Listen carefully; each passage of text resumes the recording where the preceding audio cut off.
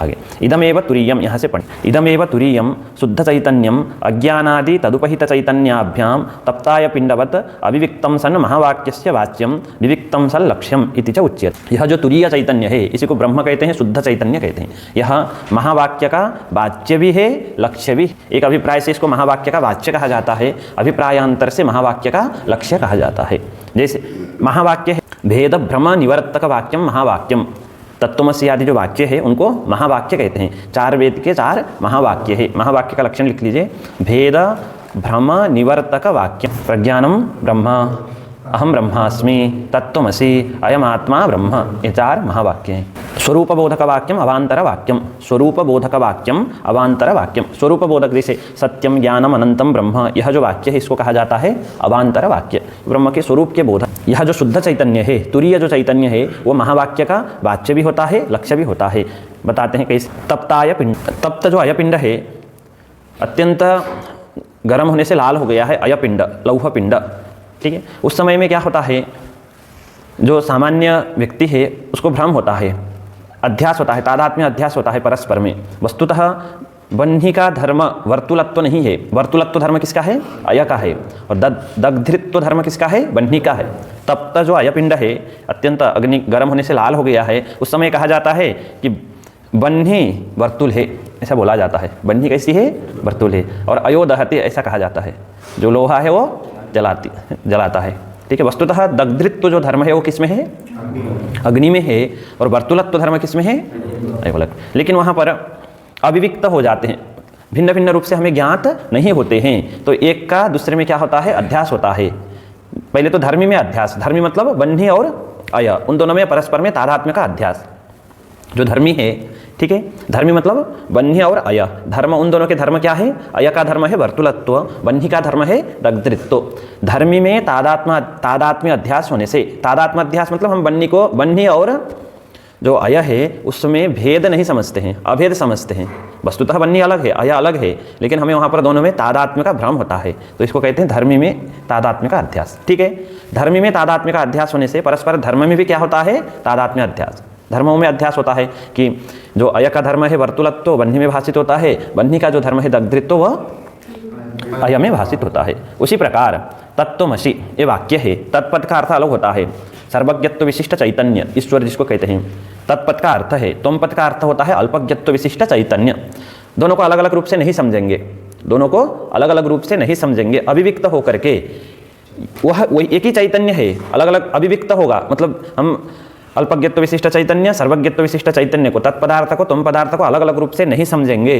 तो तत्वमसि यह जो वाक्य है, इस वाक्य का वो क्या होगा, वाच्य होगा। अलग अलग रूप से हम समझेंगे कि शुद्ध चैतन्य अलग है, अल्पज्ञत्व विशिष्ट चैतन्य अलग है। तो जो शुद्ध चैतन्य है वो तत्वमसि वाक्य का लक्ष्य होता है। देखिए तत्वमसि ये वाक्य है, इसमें 2 पद है, तत्पद है और त्वम पद है। तत्पद का अर्थ होता है सर्वज्ञत्व विशिष्ट चैतन्य, इसी को हम परोक्षत्व विशिष्ट चैतन्य ऐसे भी कह सकते हैं। त्वम पद का अर्थ होता है अल्पज्ञत्व विशिष्ट चैतन्य। जब तक पृथक पृथक रूप से इन दोनों को हम नहीं समझते हैं तो उसको कहा जाता है अविविक्त। तो अविविक्त होकर के एक ही चैतन्य है, चैतन्य तो एक ही है आकाश के समान, वो तत्वमसि वाक्य का क्या हो जाएगा, वाच्य कहा जाएगा। अगर भिन्न भिन्न रूप से तत्पदार्थ को त्वम पदार्थ को नहीं समझेंगे, तत्वमसि वाक्य का वही चैतन्य क्या कहा जाएगा, वाच्य कहा जाएगा। पृथक पृथक समझेंगे तो सर जो शुद्ध चैतन्य होगा उसको तत्वमसि वाक्य का क्या कहा जाता है, लक्ष्य कहा जाता है, ठीक है। विविक्त होकर के, ठीक है, भिन्न भिन्न रूप से ज्ञात होकर के शुद्ध चैतन्य तत्वमसि वाक्य का लक्ष्य होता है, अविविक्त होकर के वाच्य होता है, ठीक है। तो इसी को यहाँ पर कहा है इदमेव तुरीयम, तुरीयम इत्युक्ते चतुर्थम, शुद्ध चैतन्य। ऐसा क्यों होता है, ठीक है। जैसे जो अज्ञानी व्यक्ति है, अय और बन्ही है, जब तक भ्रम है वो क्या करेगा, जब तक है तो वस्तु वही है, अय अलग है बन्ही अलग है, जब तक उसको भ्रम है, अज्ञान अवस्था में है, तब तक उसको क्या होता है, बन्ही में अय का जो धर्म है वर्तुलत्व उसका भ्रम होता है, और अय का जो धर्म, अय में बन्ही का जो धर्म है दग्धृत्व उसका भ्रम होता है। ऐसा क्यों होता है, अज्ञान के द्वारा, ठीक है, विविक्त होकर के अलग अलग करके नहीं समझने से ऐसा होता है। जैसे बता दिया उसने, अनुसंधान कर लिया कि बन्ही अलग है, अय अलग है, वर्तुलत्व धर्म बन्ही का नहीं है, दग्धृत्व धर्म अय का नहीं है। ऐसा जब ज्ञान हो जाएगा तब उसको फिर अध्यास नहीं होगा, दोनों पदार्थों में परस्पर में अध्यास नहीं होगा। उसी प्रकार जब तक गुरु उपदेश नहीं करते हैं तत्पदार्थ का, तुम पदार्थ का, लक्ष्यार्थ का जब तक ज्ञान नहीं होता है तब तक तत्त्वमसि जो वाक्य है इसका जो शुद्ध चैतन्य है उसको क्या कहा जाता है? वाच्य। वो अलग अलग कर शुद्ध चैतन्य को और अल्पज्ञत्व विशिष्ट चैतन्य को पृथक पृथक रूप से नहीं समझने से ऐसा व्यवहार किया जाता है कि तत्त्वमसि वाक्य का शुद्ध चैतन्य वाच्य है। जैसे ही ज्ञान हो जाएगा उपदेश होने के बाद तो अलग अलग समझेगा, तो जो शुद्ध चैतन्य है वो तत्त्वमसि वाक्य का लक्ष्य है। ठीक है, लक्ष्यार्थ। शुद्ध चैतन्यम अज्ञानादि तदुपहित चैतन्याभ्याम तप्ताय पिंडवत। अज्ञान और अज्ञान उपहित चैतन्य इनके द्वारा तप्ताय पिंडवत अविविक्तम सत्य। देखिए तप्त जो अयपिंड है किससे अविविक्त है? बन्ही के द्वारा। ठीक है, बन्ही से वो भिन्न है करके ज्ञान नहीं हो रहा है। उसी प्रकार यह जो शुद्ध चैतन्य है वो अविविक्त होता है किससे? अज्ञान से और अज्ञानादि उपहित चैतन्य से। अज्ञान से और अज्ञान आदि उपहित जो चैतन्य है प्राज्ञ ईश्वरी इनको, ठीक है, उससे भिन्न है करके ज्ञान नहीं होता है। जिस प्रकार वन्ही और अय में तादात्म्य का अध्यास होता है उसी प्रकार अज्ञान उपहित चैतन्य में किसके तादात्म्य का अध्यास होता है? जो शुद्ध चैतन्य है। ठीक है, क्योंकि वो अविविक्त होते हैं अज्ञान अवस्था में। मतलब अविविक्त मतलब हम भिन्न भिन्न रूप से समझते नहीं। अज्ञानादि तदुपहित चैतन्याभ्याम अविविक्तम सत्। अविविक्तम सत्य महावाक्यस्य किं भवति? वाच्यम भवति। विविक्तम भिन्न भिन्न रूप से जब ज्ञात हो जाएगा तो वही जो शुद्ध चैतन्य है महावाक्य का क्या हो जाएगा? लक्ष्य हो जाएगा। लक्ष्यम इति च उच्यते। उदाहरण दिया तप्ताय पिंडवत। ठीक है, तप्ताय पिंड में जिस प्रकार बन्ही का जो धर्म है दग्धृत्व उसका अध्यास होता है उसी प्रकार अज्ञान उपहित चैतन्य का अध्यास होता है किसमें?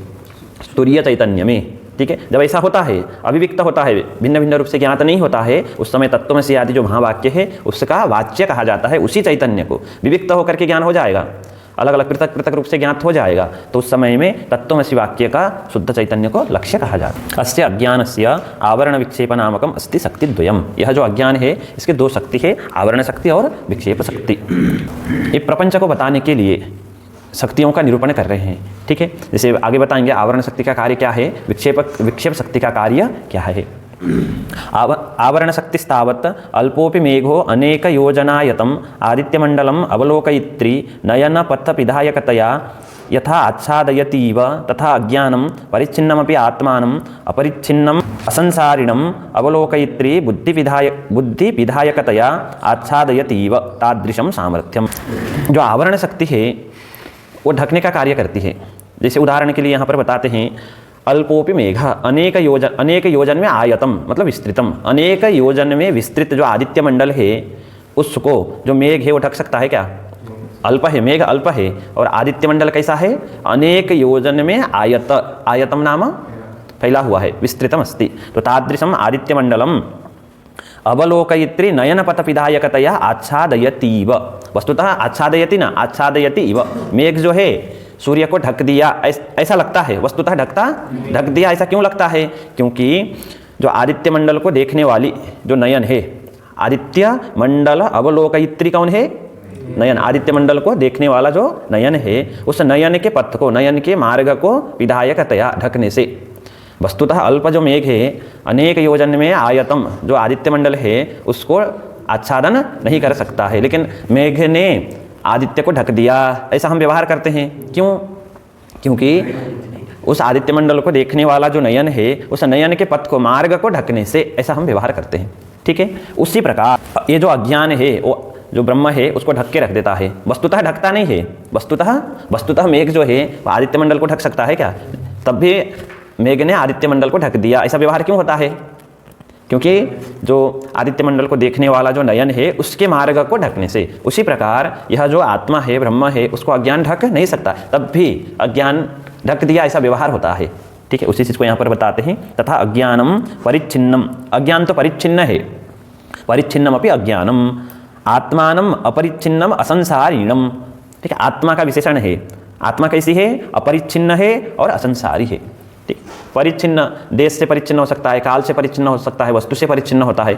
किसी देश में है किसी देश में नहीं है तो उसको क्या कहते हैं? देश परिच्छिन्न कहते हैं। किसी काल में है किसी काल में नहीं है तो उसको काल परिच्छिन्न। किसी वस्तु से भिन्न है तो उसको वस्तु परिच्छिन्न। आत्मा कैसी है?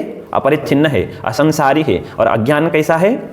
परिच्छिन्न है। जो परिच्छिन्न है वो अपरिच्छिन्न का आच्छादन नहीं कर सकता। तो अपरिच्छिन्नम आत्मानम असंसारिणम, ठीक है, आत्मा के असंसारिणम अपरिच्छिन्नम आत्मानम परिच्छिन्नम अज्ञानम आच्छादयति इव, वस्तुतः न आच्छादयति, आच्छादयति इव, ठीक है। क्यों ऐसा क्यों होता है? वहाँ तो नयन का जो पथ है उसको आच्छादन करने से ऐसा होता था। यहाँ पर ये जो अज्ञान है अगर आत्मा का आच्छादन नहीं करता है तो आच्छादन कर दिया ऐसी प्रतीति क्यों होती है? तो उसके लिए कहते हैं अवलोकयत्री बुद्धि विधायकतया, उस आत्मा को देखने वाली जो बुद्धि है उसके मार्ग को ढकने से। वस्तुतः अज्ञान किसको ढकता है? बुद्धि, ठीक है, बुद्धि को कह सकते हैं, अंतःकरण को, जिसके द्वारा आत्मा का ज्ञान होना है। आत्मा को देखना मतलब यहाँ पर ज्ञान, ठीक है, दृष्टात्व यहाँ पर ज्ञान आ रहा है। आच्छादयति व, ये जो सामर्थ्य है वो किसका है? अज्ञान ने आत्मा को ढक दिया ऐसी प्रतीति होती है। वस्तुतः आत्मा को तो अज्ञान ढकता नहीं है, ढक दिया ऐसी प्रतीति क्यों होती है? आत्मा को देखने वाली जो बुद्धि है उसके मार्ग को ढकने से। ये जो अज्ञान है आत्मा को देखने वाली जो बुद्धि है उसके मार्ग को ढकता है शक्ति विशेष के द्वारा। वो कौन सी शक्ति है? आवरण शक्ति, आवरण शक्ति, ठीक है। जैसे रज्जु में सर्प का भ्रम होता है, रज्जु को ढक देती है कौन? आवरण शक्ति, ठीक है। सबसे पहले तो रज्जु विषयक अज्ञान है। रज्जु विषयक अज्ञान की दो शक्ति है, एक आवरण शक्ति, एक विक्षेप शक्ति। रज्जु विषयक अज्ञान नहीं होगा तो वहाँ पर सर्प होगा? प्रातिभाषिक सर्प भी नहीं होगा, सर्प का ज्ञान भी नहीं होगा। तो अज्ञान के द्वारा ही वहाँ पर सर्प उद्भाव होता है। लेकिन वो जो अज्ञान है रज्जु विषयक जो अज्ञान है वो सबसे पहले तो सर्प को क्या कर देता है? ढक देता है। किस शक्ति के द्वारा? आवरण शक्ति के द्वारा। और वही अज्ञान विक्षेप शक्ति के द्वारा वहाँ पर सर्प को उत्पन्न भी कर देता है। सर्प को ढक देता है अज्ञान। अज्ञान की जो आवरण शक्ति है उसके द्वारा अज्ञान क्या करता है? सर्प, रज्जु को ढक देता है। अज्ञान, ठीक है, अपनी आवरण शक्ति के द्वारा रज्जु को ढक देता है और विक्षेप शक्ति के द्वारा वहाँ पर सर्प आदि का उद्भावन करता है, सर्प को उत्पन्न करता है। उसी प्रकार अज्ञान यहाँ पर किसकी है? जो जीवगत अज्ञान है, ठीक है, ब्रह्म में ही अज्ञान है, चैतन्यगत जो अज्ञान है उस अज्ञान की दो प्रकार की शक्ति है, आवरण शक्ति और विक्षेप। आवरण शक्ति के द्वारा क्या होता है? यह जो अज्ञान है ब्रह्म को ही ब्रह्म मतलब अपनी जो आत्मा है उससे अतिरिक्त नहीं है, आत्मा को ही ढक देता है, वस्तुतः ढकता नहीं है। आच्छादयति इव, कथम? अवलोकयत्री बुद्धि पथ विधायकतया तादृशम सामर्थ्यम, ऐसा सामर्थ्य किसमें है? आवरण शक्ति में। तदुक्तम घनच्छन्न दृष्टिर घनच्छन्नमर्कम यथा मन्यते निष्प्रभम चाति मूढ़ः तथा बद्धवद भातियो मूढ़दृष्टेः सनित्योपलब्धि स्वरूपो हमार। घनच्छन्न दृष्टिः अर्कम घनच्छन्नम यथा मन्यते, घनेन छन्ना दृष्टिर यस्य सह घनच्छन्न दृष्टि, ठीक है, जिसकी दृष्टि मेघ के द्वारा ढकी गई है ऐसे पुरुष को क्या कहा जाता है? घनच्छन्न दृष्टि, बहुव्रीहि समास। घनेन छन्ना दृष्टिर यस्य सह घनच्छन्न दृष्टि। घनच्छन्न दृष्टि किं मन्यते? अर्कम घनच्छन्नम, अर्कम घनच्छन्नम, अर्कम नाम सूर्य है ना, सूर्यम घनेन छन्न, अर्कम घनच्छन्नम, जो सूर्य है वो घन के द्वारा, मेघ के द्वारा छन्न है, आच्छादित है, ऐसा कौन मानता? सब लोग मानते हैं। कौन मानता है? घनच्छन्न दृष्टि। घनच्छन्न दृष्टि किं मन्यते? अर्कम घनच्छन्नम यथा मन्यते, जिस प्रकार मानता है उसी प्रकार। घनच्छन्नम निष्प्रभम, ऐसा घन से छन्न होकर के अर्क कैसा हुआ? प्रभारहित हो गया, निष्प्रभम मन्यते। अर्कम घनच्छन्नम निष्प्रभम च इति मन्यते। और घनच्छन्न दृष्टि का एक विशेषण है अतिमूढ़। अतिमूढ़, अत्यंत जो मूढ़ है, मोहग्रस्त है, ठीक है, तो अतिमूढ़ घनच्छन्न दृष्टि अर्कम घनच्छन्नम निष्प्रभम च मन्यते। निष्प्रभम नाम प्रभारहितम, जब घन से छन्न हो जाएगा तो जो अर्क है वो क्या हो जाएगा? प्रभा से रहित हो जाएगा, ठीक है, प्रभा मतलब किरण। घन से जब सूर्य अर्क छन्न हो जाएगा तो क्या हो जाएगा? निष्प्रभम। वस्तुतः निष्प्रभ, उसकी प्रभा तो समान रूप से चलती रहती है। घनच्छन्न दृष्टि अतिमूढ़ अर्कम घनच्छन्नम निष्प्रभम च मन्यते यथा मन्यते तथा बद्धवत भातियो मूढ़दृष्टेः सनित्योपलब्धि स्वरूपो हमात्मा। तथा बद्धवत भाति, मूढ़दृष्टेः बद्धवत भाति मतलब मूढ़ दृष्टि के लिए ये जो आत्मा है बद्धवत भाति, वस्तुतः बद्ध न भवति, बद्धवत भाति, ठीक है। वस्तुतः वो आत्मा का स्वरूप क्या है? सा आत्मा नित्योपलब्धि स्वरूप, नित्य उपलब्धि स्वरूप है, कभी भी बद्ध नहीं होती है आत्मा। तथापि मूढ़ दृष्टे है बद्धवत भाति, मूढ़ दृष्टि के अनुसार आत्मा यथा अतिमूढ़ घनच्छन्न दृष्टि अतिमूढ़ अर्कम घनच्छन्नम मन्यते तथैव मूढ़ दृष्टे है अयम आत्मा नित्योपलब्धि स्वरूप अहम आत्मा इत्युक्ते अयम आत्मा किं बद्धवत भाति, वस्तुतः बद्ध न भवति, बद्धवत भाति। आत्मा बद्ध नहीं है तो भी बद्धवत भाति प्रतीत होती, किसके द्वारा? वो तो मूढ़ दृष्टि के दृष्टि में, तो आत्मा बद्धवत भाति, इसका मूल कारण है आवरण शक्ति, अज्ञान की आवरण शक्ति। अज्ञान की जो आवरण शक्ति है वह आत्मा को ढक देती है, ऐसा लगता है, वस्तुतः आत्मा को ढकती नहीं है। आत्मा को देखने वाली जो बुद्धि पथ है, बुद्धि का जो मार्ग है, उसको ढकने से ढक दिया, ऐसा अनया आवृतस्य आत्मनः कर्तृत्व भोक्तृत्व सुखित्व दुखित्वादि संसार संभावना भी भवति। इसमें पाठ बहुत भेद है, पढ़िए एक बार। अनया आवरण शक्त्या अवच्छिन्नस्य आत्मनः, अनया आवरण शक्त्या अवच्छिन्नस्य आत्मनः, ये जो आवरण शक्ति से अवच्छिन्न विशिष्ट जो आत्मा है, ठीक है, हाँ, कर्तृत्व भोक्तृत्व सुख दुख मोहात्मक तुच्छ संसार भावना भी संभाव्य। सुख दुख की जगह सुखित्व दुखित्व भी बोल सकते हैं, सुखित्व दुखित्व कहिए, सुख दुख कहिए, वो समान है। देखिए वस्तुतः जो आत्मा है, शुद्ध जो आत्मा है, उसमें कर्तृत्व नहीं है, भोक्तृत्व नहीं है, सुखित्व नहीं है, दुखित्व, वो कर्ता नहीं है, भोक्ता नहीं है, और उसमें सुख भी नहीं है और उसमें दुख भी नहीं है। उसमें तब भी आत्मा में जो मूढ़ दृष्टि है उसके लिए कर्तृत्व भोक्तृत्व सुखित्व दुखित्व की प्रतीति होती है। किसके चलते? आवरण शक्ति के चलते, ठीक है। तो आवरण शक्ति से अवच्छिन्न मतलब विशिष्ट, आवरण शक्ति से विशिष्ट जो आत्मा है उसी आत्मा में ही जो शुद्ध आत्मा है उसमें कर्तृत्व भोक्तृत्व नहीं है, वही आत्मा आवरण शक्ति से विशिष्ट होगी तो उसी आत्मा में ये सब तुच्छ जो संसार की भावना है उसकी भी संभावना होती है, उसी में सुखित्व दुखित्व कर्तृत्व भोक्तृत्व भी प्रतीत होते हैं। यथा स्वाज्ञानेन आवृतायां रज्ज्वां सर्पत्व संभावना। हाँ, यथा स्व अज्ञानेन आवृतायां रज्ज्वां सर्पत्व भावना। स्व अज्ञानेन, रज्जु के अज्ञान से, रज्जु के अज्ञान से आवृत्त कौन है? रज्जु है।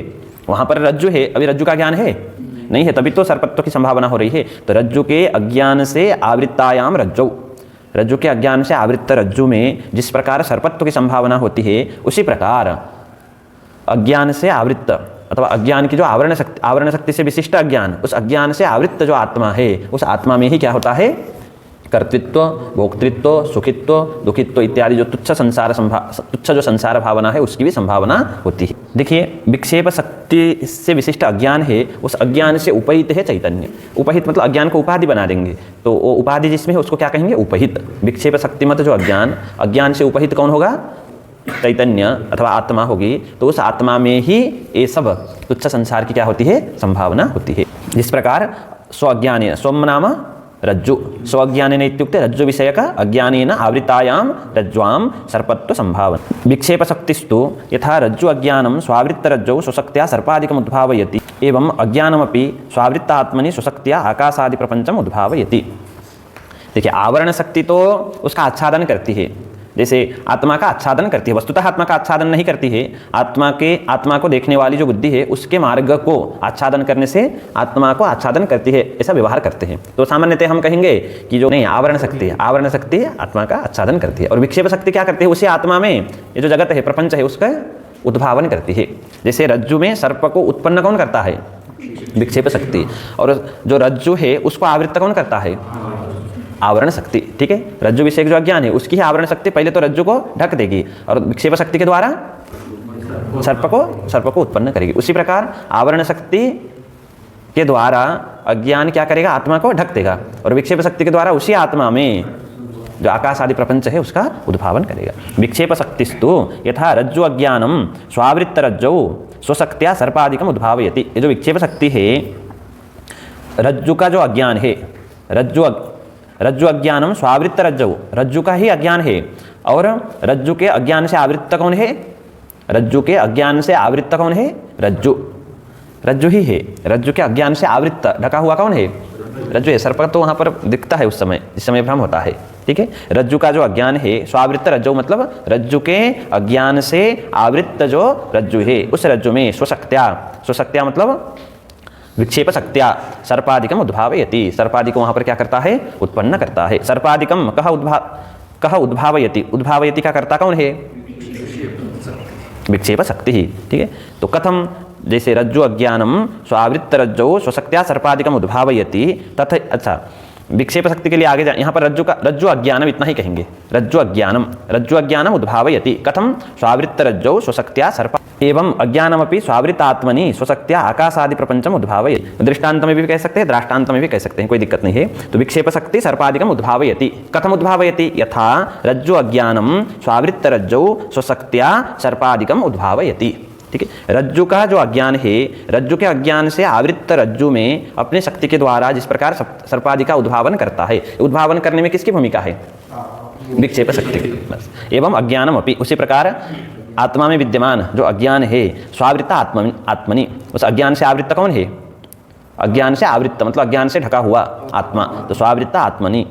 स्वशक्त्या मतलब शक्ति से, कौन सी शक्ति से? विक्षेप शक्ति से। आकाश आदि प्रपंचम उद्भावयति। स्व से किसको लेना हो ध्यान से आप लोग देख लें। स्वावृत्त मतलब रज्जु अज्ञानेन, स्व से रज्जु के अज्ञान को लेना। रज्जु के अज्ञान से आवृत्त कौन है? रज्जु। वहां पर स्वशक्ति, स्वशक्तिया मतलब अज्ञान की शक्ति से। रज्जु के अज्ञान की जो शक्ति है कौन सी शक्ति? विक्षेप शक्ति। तो सब पहले वाले स्व से किसको लेना है? रज्जु का अज्ञान। रज्जु के अज्ञान से आवृत्त कौन है? रज्जु। उसी रज्जु में स्वशक्तिया मतलब रज्जु के अज्ञान की जो शक्ति है उस शक्ति के द्वारा सर्पादिकम उद्भावयति। एवं अज्ञानमपि स्वावृतात्मनि। स्व से किसको लेना? अज्ञान को। अज्ञान से आवृत्त कौन है?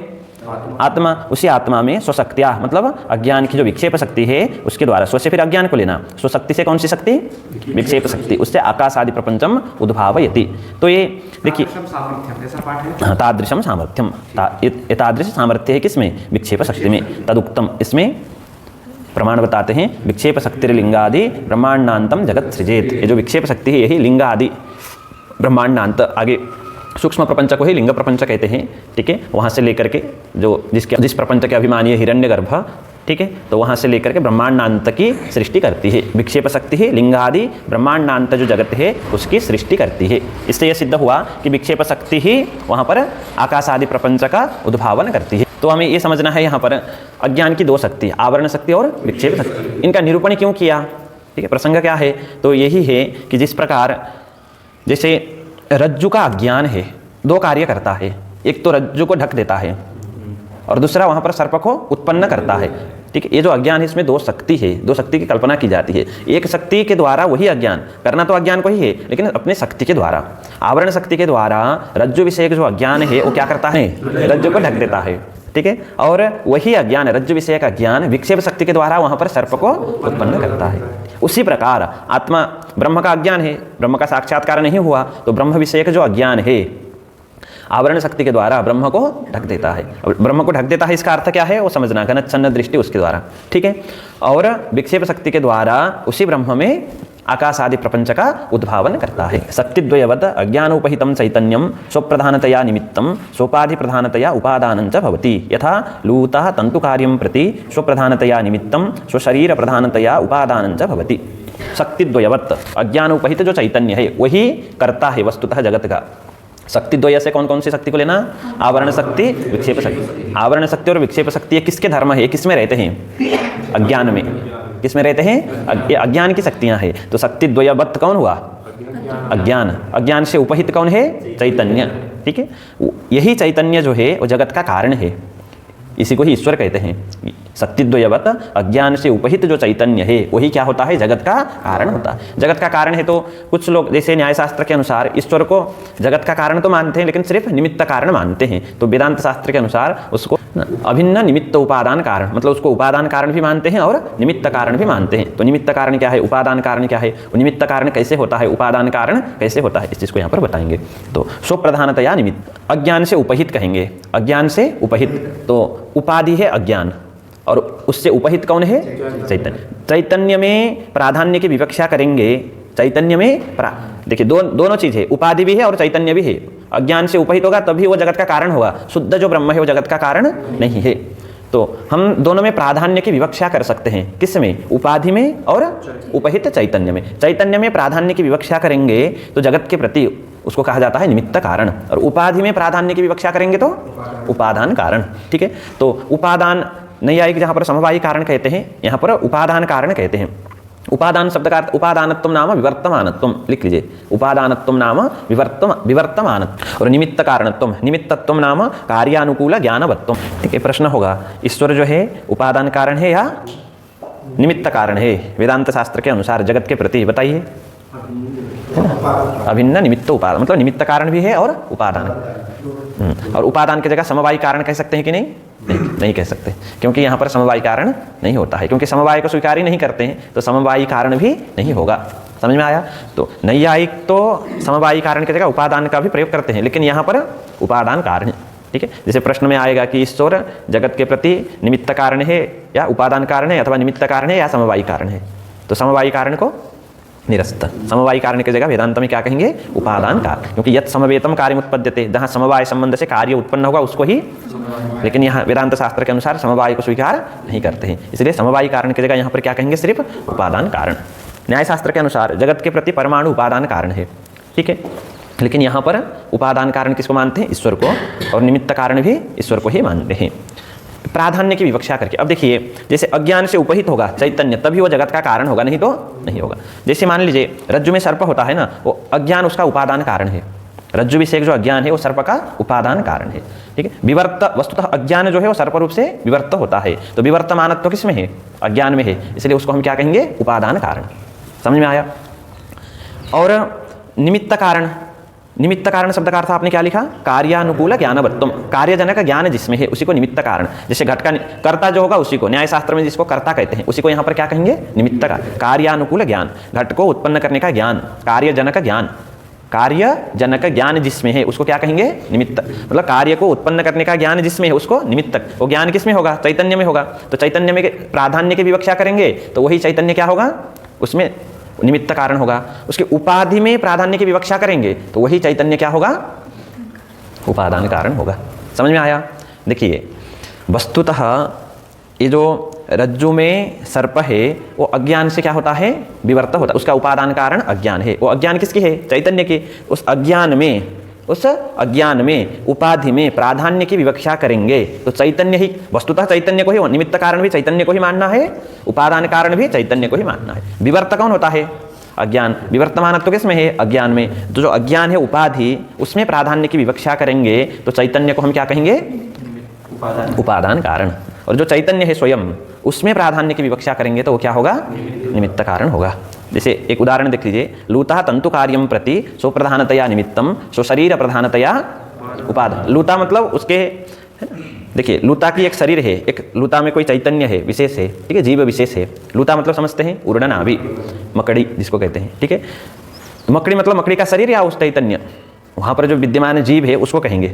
वो जो जीव है वही उपादान कारण भी होता है, वही निमित्तक। और शरीर में प्राधान्य की विवक्षा करेंगे। विवर्त कौन हो रहा है? शरीर। वो किससे निकल रहा है? तंतु, उसके शरीर से। इसलिए उस शरीर में प्राधान्य की विवक्षा करेंगे तो वही जो लूता है उस तंतु कार्य के प्रति क्या होगा? उपादान कारण होगा। और स्व में मतलब वो जो जीव है, चैतन्य है, उसमें प्राधान्य की विवक्षा करेंगे तो वही क्या होगा? निमित्त। निमित्त कारण मतलब कार्यानुकूल ज्ञानवत्तो, उसको उत्पन्न करने का ज्ञान किस में है? शरीर में है या उस चैतन्य में है? चैतन्य में है। ज्ञान किस में रहता है? ज्ञान शरीर का धर्म नहीं है, ठीक है। तो न्याय शास्त्र में कहते हैं आत्मा, ठीक है। यहाँ पर अंतःकरण में कहेंगे, जीव कह सकते हैं उसको, ठीक है। उदाहरण के लिए जैसे घट को उत्पन्न करने का ज्ञान किस में है? कुलाल में।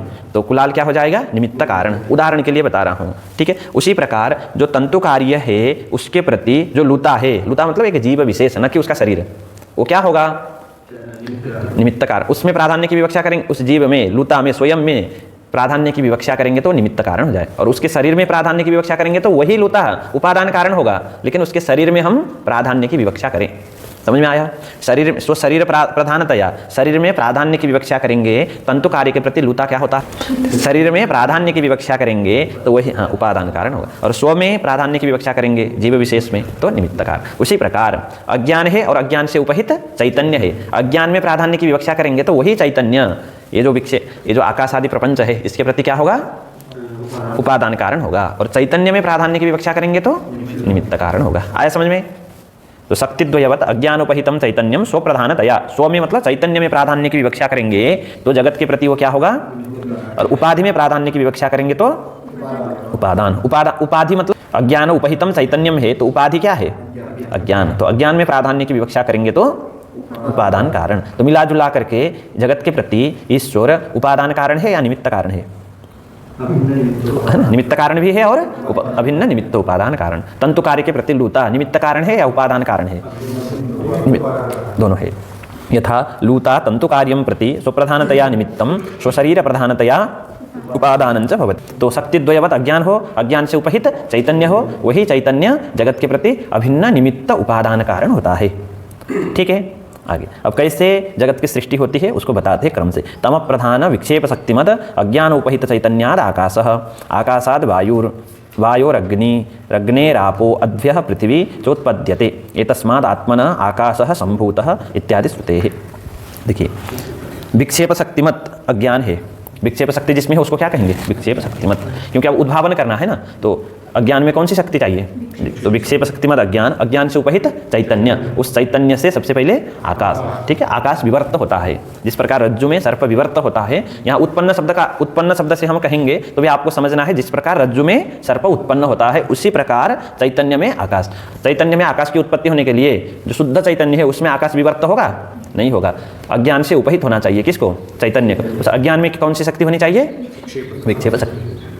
विक्षेप शक्ति उत्पन्न करना है ना, विवर्त करना है। तो विक्षेप शक्तिमत अज्ञान, अज्ञान से उपहित चैतन्य, उस चैतन्य से आकाश, ठीक है, आकाश उत्पद्यते, ऐसा कह देंगे।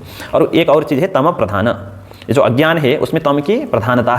तम प्रधान जो विक्षेप शक्तिमत अज्ञान है, तादृश अज्ञान उपहित चैतन्य से आकाश, आकाश से वायु, वायु से अग्नि, अग्नि से अद्भ्य पृथ्वी, क्रम से, ठीक है। सबसे पहले तो चैतन्य में विवर्त है आकाश, आकाश में विवर्त है वायु, वायु में विवर्त है अग्नि, में विवर्त है आपः मतलब जलानी, ठीक है, आपः इत्युक्ते जलानी, बहुवचन है तो बहुवचन से उसका। अद्भ्य मतलब जल से पृथ्वी, ठीक है, जल में विवर्त होती है पृथ्वी, इस क्रम से उत्पत्ति होती है। ये तस्माद आत्मनः आकाश संभूत इत्यादि श्रुते है, ये श्रुति प्रमाण है। ये तस्माद आत्मनः, इस प्रकार जो आत्मा है उससे आकाश संभूतः, आगे आकाश ये श्रुति में ही बताया गया है, आकाशाद वायु, वायु अग्नि, अग्नि आपः, ये श्रुति का ही वाक्य है, ठीक है, तैत्तिरीयोपनिषद में। तेषु जाड्याधिक दर्शनात् तमः प्राधान्यम। अब देखिए ये कहा, देखिए अज्ञान शक्ति त्रयात्मक होता है, त्रिगुणात्मक होता है, पहले ही बता चुके हैं। सदसद्भ्याम अनिर्वचनीयम त्रिगुणात्मकम, ठीक है, त्रयो गुणा आत्मानः यस्य अज्ञानस्य तद अज्ञानम त्रिगुणात्मकम, तीन गुणत्रय स्वरूप है अज्ञान। तो जितने भी पदार्थ होंगे वो त्रिगुणात्मक ही होंगे। जो आकाश है वो भी त्रिगुणात्मक है, वायु भी त्रिगुणात्मक है, चाहे सूक्ष्म प्रपंच हो चाहे स्थूल प्रपंच हो, अज्ञान के सकल जो कार्य है वो त्रिगुणात्मक। लेकिन किसी में किसी की प्राधान्यता, किसी में तमोगुण की प्राधान्यता है, किसी में सत्वगुण की। तो आकाश आदि में किसकी प्राधान्यता है? तमोगुण की। कैसे पता चले? जाड्य है ना, जड़ता, ये किसका कार्य है? तमोगुण का। जैसे मान लीजिए अंतःकरण है, इंद्रियां है, ये प्रकाशक है, ठीक, इनमें जड़ता नहीं है, ये सत्वगुण के कार्य है। कार्य को देख करके हम कारण का अनुमान करते हैं। आकाश जड़ है, वायु भी जड़ है, पृथ्वी भी जड़ है। इनमें जाड्य का आधिक्य होने से अज्ञान के कार्य तो है, लेकिन अज्ञान त्रिगुणात्मक है, वहां पर कौन किस गुण की प्राधान्यता है इनकी उत्पत्ति होने में? तमोगुण की प्राधान्य। इसलिए तम प्रधान विक्षेप शक्तिमत अज्ञान उपहित चैतन्याद आकाश कहा। जिज्ञासा हुई कि तम की प्राधान्यता है, रजोगुण की प्राधान्यता नहीं है, सत्वगुण की प्राधान्यता नहीं है, आप कैसे बता सकते हैं? तो उसके लिए इन्होंने हेतु बता दिया, तेषु जाड्याधिक्य दर्शनात् तमः प्राधान्यम तत्कारणस्य, तत्कारण से तमः प्राधान्यम, कस्मात् जाड्याधिक्य दर्शन, क्योंकि आकाश आदि में जाड्य का आधिक्य है, इसलिए आकाश आदि की उत्पत्ति में उसका जो कारण है अज्ञान, उसमें किसकी प्राधान्यता है? तदानीं सत्वरजस्तमांसि कारण गुण प्रकर्मेण तेषु आकाशादिषु उत्पद्यन्ते। अज्ञान त्रिगुणात्मक, तो अज्ञान उपहित चैतन्य से आकाश विवर्त हुआ, तो आकाश में भी तीनों गुण है, आधिक्य तमोगुण का है, ठीक है। तो कारण गुण प्रकर्मेण, कारण में जो गुण है वही गुण कार्य में भी उत्पन्न होते हैं। तंतु में जो गुण है वही गुण पट में भी उत्पन्न होते हैं। उसी प्रकार अज्ञान के जो गुण है वही कारण गुण के प्रक्रम से अज्ञान के जो गुण है वही आकाश में आएंगे। तो तम प्रधान विक्षेप शक्तिमत अज्ञान से उपहित चैतन्य से आकाश उत्पन्न हुआ, तो आकाश में प्राधान्य किसका होगा? सत्वगुण का अंश है कि नहीं? आकाश में है, और रजोगुण का भी अंश है। फिर आकाश से किसकी उत्पत्ति होगी? वायु में भी किसकी प्राधान्यता? तो वायु में तमोगुण की उत्पत्ति कारण गुण प्रक्रम, प्रक्रम मतलब उपक्रम, जिस प्रकार कारण में गुण होंगे उसी प्रकार के गुण कार्य में भी उत्पन्न होंगे। तो आकाश कारण है, वायु कार्य है, वायु कारण है तो उसका कार्य कौन है ना? वायु अग्नि तेज है, फिर अग्नि कारण है तो उसका कार्य है जल, जल कारण है तो कार्य है पृथ्वी। तो कारण गुण प्रकर्मेण मतलब कारण में जो गुण है उसी क्रम से कार्य में भी गुण उत्पन्न होते हैं। एतानि एव सूक्ष्मभूतानि तन्मात्राणि अपंचीकृतानि च उच्यन्ते। ये जो आकाश आदि जो पांच है इनको ही सूक्ष्मभूत, तन्मात्रा, अपंचीकृत, अपंचीकृत पंच तन्मात्रा कहा जाता है, सूक्ष्मभूत भी कहा जाता है। एतेभ्यः सूक्ष्म शरीराणि स्थूलभूतानि च उत्पद्यन्ते। इनसे ये जो सूक्ष्मभूत कहिए, सूक्ष्मभूत अथवा अपंचीकृत तन्मात्रा कहेंगे तो आकाश, वायु, अग्नि, आपः, पृथ्वी, जो विक्षेप शक्तिमत अज्ञान उपहित चैतन्य से उत्पन्न हुई है क्रम से। इन पांच का एक नाम देना होगा तो अपंचीकृत तन्मात्राएं और सूक्ष्मभूत। तो सूक्ष्मभूत से अपंचीकृत जो पंच तन्मात्राएं हैं इनसे किसकी उत्पत्ति होती है? सूक्ष्म शरीर की और स्थूलभूत की। तो जिज्ञासा होती है सूक्ष्म शरीर क्या है, स्थूलभूत क्या है, जिनकी उत्पत्ति इन पांच से होती है। तो उसके लिए कहते हैं सूक्ष्म शरीराणि सप्तदश अवयवानि लिंग शरीराणि। सप्तदश अवयवाः एषां शरीराणां तानि शरीराणि सप्तदशा अवयवानि, 17 अवयव है जिन शरीरों में, उन शरीर को क्या कहा जाएगा? ठीक है, सूक्ष्म शरीराणि। सूक्ष्म शरीर कितने अवयव वाला होता है? 17। उसी को लिंग शरीर भी कहते हैं। कारण सूक्ष्म शरीर कहिए, लिंग शरीर कहिए, 17 अवयव कहिए, एक ही बात है। तो अवयवास्तु ज्ञानेन्द्रिय पंचकम बुद्धि मनसी कर्मेंद्रिय पंचकम वायु पंचकम चेति। तो ये 17 अवयव कौन कौन से हैं? तो ज्ञानेन्द्रिय पंचकम, ज्ञानेन्द्रिय आगे बताएंगे, कर्मेंद्रिय पंचकम, वायु पंचकम, पंचक पंचक पंचक कितने हो गए? 15 हो गए। और बुद्धि मनसी कितने हो गए? इनके समुदाय को क्या कहेंगे? इनका एक समुदाय होगा, तो उस समुदाय का नाम होगा सूक्ष्म शरीर। किससे इसकी उत्पत्ति होती है सूक्ष्म शरीर? सूक्ष्म भूत, अपंचीकृत जो तन्मात्राएं हैं, अपंचीकृत जो तन्मात्राएं हैं, उनसे इनकी उत्पत्ति होती है। किससे किसकी उत्पत्ति होगी एक एक करके बताएंगे। ज्ञानेन्द्रियां की उत्पत्ति किससे होगी? कर्मेंद्रियां की उत्पत्ति किससे होगी ये बताएंगे। ज्ञानेन्द्रियाणि श्रोत्र त्वक चक्षुर जिह्वा घ्राणाख्यानि। ठीक है, श्रोत्रेंद्रिय है, त्वगिंद्रिय है, जिह्वा रसनेन्द्रिय है, घ्राणेन्द्रिय है जिसके द्वारा गंध का ज्ञान होता है। ठीक है, तो श्रोत्र त्वक चक्षु जिह्वा घ्राण कितने ज्ञानेन्द्रियां हो गए? एतानि आकाशादीनां सात्विकांशेभ्यो व्यस्तेभ्य पृथक पृथक क्रमेण उत्पद्यन्ते। ये आकाश आदि के सात्विक अंश से। आकाश में सत्व अंश है कि नहीं? प्राधान्य किस में है? आकाश में प्राधान्य किस गुण का है? तमो। लेकिन उससे इनकी उत्पत्ति नहीं होती है। पंच ज्ञानेन्द्रियां हैं, इनकी उत्पत्ति किससे होती है? आकाश आदि के सात्विक अंश से, सात्विक अंश से। वो भी व्यस्तेभ्य, व्यस्तेभ्य मतलब पृथक पृथक। आकाश के सत्व अंश से किसकी उत्पत्ति? श्रोत्रेंद्रिय से, श्रोत्रेंद्रिय की उत्पत्ति। वायु के सत्वंश से त्वगिंद्रिय की उत्पत्ति, और अग्नि के सत्वंश से चक्षुरेंद्रिय की, जल के सत्वंश से जिह्वा कहिए अथवा रसनेन्द्रिय कहिए, पृथ्वी के सत्वंश से घ्राणेन्द्रिय की उत्पत्ति